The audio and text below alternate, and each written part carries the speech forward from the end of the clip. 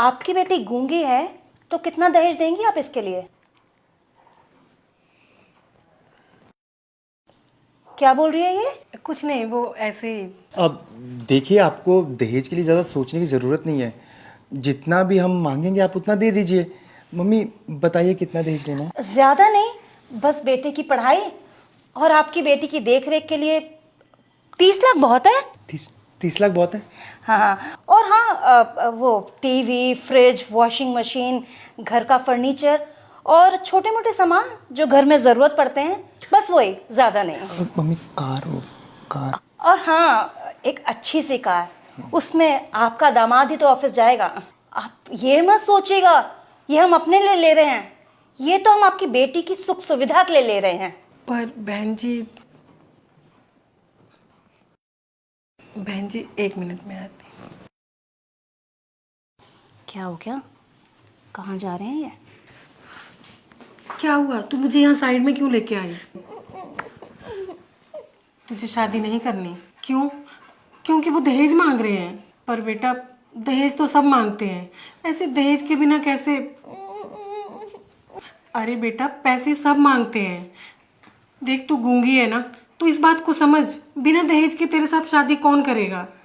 मैं भी दहेज के खिलाफ हूँ, पर तू मेरी भी तो मजबूरी समझना। देख, वो पता नहीं क्या सोच रहे होंगे। अब चल वहाँ, चल। क्या कह रही है आपकी गूंगी बेटी? कुछ नहीं, वो दहेज। हाँ हाँ, समझ गई। मुझे भी लग रहा था कि हम लोग कुछ ज़्यादा ही कम दहेज मांग रहे हैं। हाँ मम्मा जी, पता है बाकी लोग बहुत दहेज मांगते हैं, वो तो मेरी मम्मा बहुत प्यारी और स्वीट है, इसलिए आपसे थोड़ा दहेज मांग रहे हैं। और नहीं तो क्या। अब हम लोग इतने अमीर हैं, अब खुद से खुद की क्या ही तारीफ करें।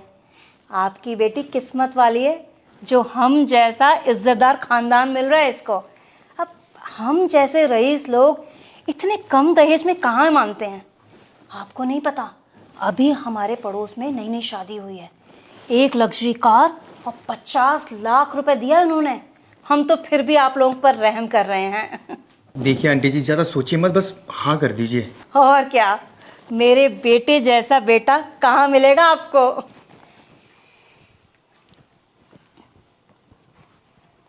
तो चुप कर बेटा, ऐसे नहीं बोलते। क्या कह रही है आपकी गूंगी बेटी?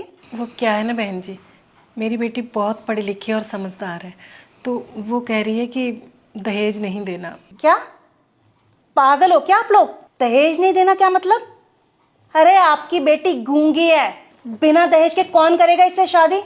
और वैसे भी जो लड़कियां बोलती हैं ना, उनके घर वालों को भी दहेज देना पड़ता है, और आपकी बेटी तो गूंगी है, आप लोगों को तो ज्यादा दहेज देना पड़ेगा। ज़्यादा थोड़ी कुछ मांग रहे हैं हम, छोटी सी डिमांड है बस हमारी, पूरी कर दीजिए ना। और नहीं तो क्या। आप अपनी बेटी को समझाओ, पूरी जिंदगी घर बैठी रह जाएगी अगर ऐसी हरकतें रहीं इसकी। अब क्या कह रही है ये साइलेंट स्पीकर? मेरी बेटी पढ़ी लिखी है, तो बिना दहेज के भी शादी हो जाएगी, यही कह रही है वो। बस बहुत बोल लिया इस गूंगी ने। है गूंगी, पर बीच बीच में टांग अड़ाई जा रही है। और पढ़ाई लिखाई कर ली तो क्या हो गया? पढ़ लिख कर क्या कर लेगी? करना तो घर का काम ही है, झाड़ू पोछा बर्तन, और क्या कर लेगी? अब क्या कह रही है आपकी साइलेंट बेटी? अब तो हाँ है ना? चलिए, 30 की जगह 25, 5 लाख डिस्काउंट आप लोगों के लिए। बहन जी, वो कह रही है कि उसने बड़ी मेहनत से पढ़ाई की है और अपनी कंपनी बनाना चाहती है और जॉब करना चाहती है। देख रहे हो मम्मी, मुंह में आवाज़ नहीं है और बातें बड़ी बड़ी। हाँ बेटा, सब देख भी रही हूँ, सुन भी रही हूँ। तुम ये भूल जाओ कि तुम कुछ कर सकती हो। तुम जैसे लोग कुछ नहीं कर सकते। इसको घर का काम सिखाओ, ये घर का काम ही कर सकती है, इसकी किस्मत में वही लिखा है।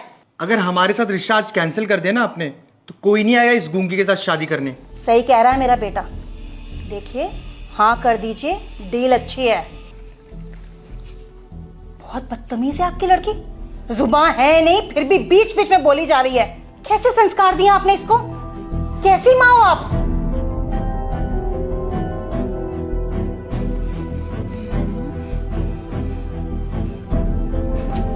क्या कह रही है ये? कैसे बोलूं? अब बोल भी दो, क्या कह रही है गूंगी? ये कह रही है कि आपने अपने बेटे को अच्छे संस्कार नहीं दिए हैं उसको अच्छी शिक्षा नहीं दी है। आप लोग लालची हो और वो कह रही है कि अगर आपने उसकी मम्मी की बेइज्जती और की तो वो आपको थप्पड़ मारेगी। मैं तो यही सोचकर रिश्ता लेकर आई थी कि ये गूंगी है, इससे कौन करेगा शादी। हम लोग इस पर एहसान कर रहे हैं, लेकिन इसकी जुबान तो कुछ ज्यादा ही चलती है। देखिए, ज्यादा डिमांड नहीं की थी, दहेज दे दो और शादी कर लो, अभी भी वक्त है। हमें बाहर का रास्ता दिखा रही है। अगर हम लोग यहाँ से चले गए ना तो पूरी जिंदगी रोती रह जाएगी। चलो मम्मा, बहुत बदतमीज और घमंडी है लड़की। मैं भी देखता हूँ कैसे रिश्ता होता है इसका। बहुत देखे तेरे जैसे, रोते गिड़गिड़ाते हमारे पीछे आएगी और फिर हम और ज्यादा दहेज मांगेंगे, समझी? पछताएगी।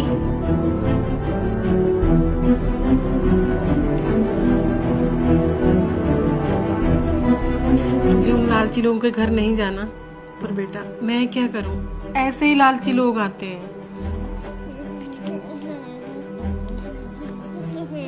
मैं समझती हूँ बेटा, तू सारी जिंदगी ऐसे रह सकती है पर कभी गलत का साथ नहीं दे सकती।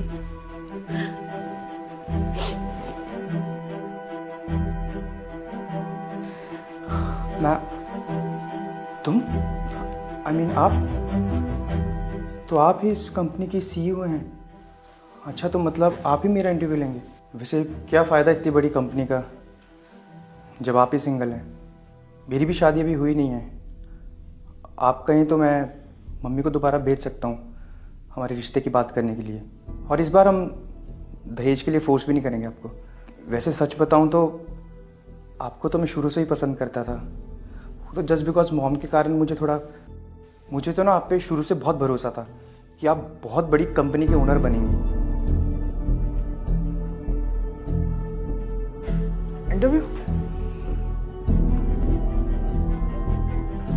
मैं इसका हस्बैंड हूँ। वैसे ये कौन है?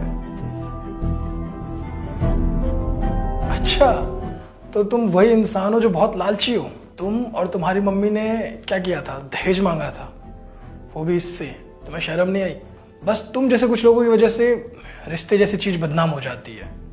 दहेज के चक्कर में पता नहीं कितने परिवार उजड़ जाते हैं। बहुत सारे परिवार सुसाइड कर लेते हैं सिर्फ दहेज के चक्कर में। लोन चुका नहीं पाते, दहेज तो दे देते हैं। बस तुम जैसे परिवार की वजह से। तुम होते इक्के दुक्के ही हो, लेकिन बदनाम सभी को करते हो। तुम्हें और तुम्हारी मम्मी को ऐसा नहीं करना चाहिए था। और तुमने क्या कहा था कि इससे कोई शादी नहीं करेगा क्योंकि गूंगी है। तुम्हारे नॉलेज के लिए बता दूं, मैं इससे बहुत प्यार करता हूँ और हमने शादी की। और आज जिस कंपनी में तुम इंटरव्यू देने आए हो ना, इस कंपनी के मालिक हम हैं। ये कंपनी हमने बहुत मेहनत से बनाई है। इसने अपनी मेहनत से बनाई है, अपने टैलेंट की वजह से। जिसे तुमने इग्नोर किया, जज किया सिर्फ गूंगे होने की वजह से। किसी को भी कभी भी ऐसे जज नहीं करना चाहिए। अगर कोई विकलांग है तो इसका मतलब ये नहीं कि वो कुछ नहीं कर सकता। वो बहुत कुछ कर सकता है अपनी लाइफ में। सभी में कुछ ना कुछ काबिलियत होती है। इसमें भी है, तुम में भी है। बस तुम में ये काबिलियत है कि तुम्हारी मम्मी ने वो काबिलियत तुम्हें देखने नहीं दी। दहेज के लालच में वो काबिलियत तुमसे खो गई है। और अब चाहते हो कि मैं तुम्हें इस कंपनी में नौकरी दूं, तो ये पॉसिबल नहीं है। इस कंपनी में तो क्या, मैं तुम्हें किसी कंपनी में भी कोई भी जॉब नहीं दे सकता। तुम्हें ब्लैकलिस्ट करता हूँ। तुम चपरासी की नौकरी भी डिजर्व नहीं करते हो, तुम्हारी सोच की वजह से। तुम्हारी माँ ने तुम्हें ऐसे संस्कार दिए हैं, तुम्हें शर्म आनी चाहिए तुम्हारी गिरी हुई सोच पे। जाके अपनी मम्मी से कह देना कि मम्मी मैं गया था इंटरव्यू देने, लेकिन आपके संस्कार की वजह से मुझे जॉब से निकाल दिया गया, सिर्फ उनकी वजह से। ये जो आज तुम्हें सुनना पड़ रहा है तुम्हारी माँ के संस्कार की वजह से। उन्हें बताना। मैम सॉरी सर, मैं हाथ जोड़ता हूँ। मुझे इस जॉब की बहुत ज़रूरत है। मैम प्लीज़ कहिए ना। सॉरी बोलने से कुछ नहीं होगा। मैंने एक बार कह दिया ना, मुझसे सॉरी मत बोलो। जाओ अपनी माँ से बोलो कि उन्होंने तुम्हें ऐसा संस्कार क्यों दिए। चलो निकलो, या धक्के देके बाहर निकालना पड़ेगा। चलो गेट आउट।